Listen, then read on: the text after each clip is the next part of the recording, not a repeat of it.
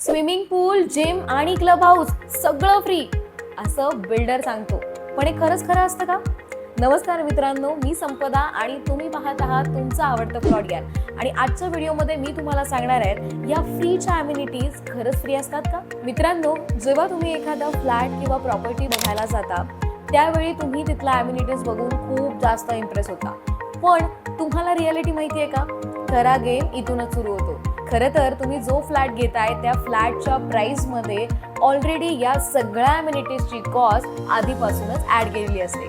म्हणजेच काय, तर तुम्ही इनडायरेक्टली का होईना पण सगळ्या अम्युनिटीसाठी आधीच पैसे भरलेले असतात. आणि सगळ्यात मोठं ट्रूथ म्हणजे कोणतीही गोष्ट फ्रीमध्ये नसते.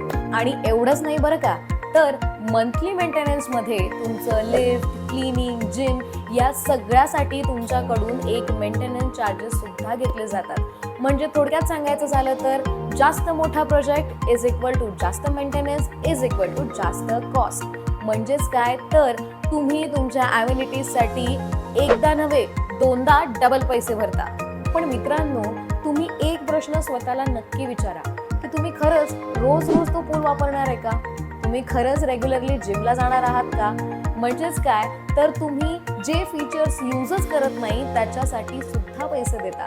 तर मग मित्रांनो, अशा केसमध्ये एक स्मार्ट बायर काय करतो माहितीये, तर फक्त उपयोगी वस्तूंसाठीच पैसे देतो.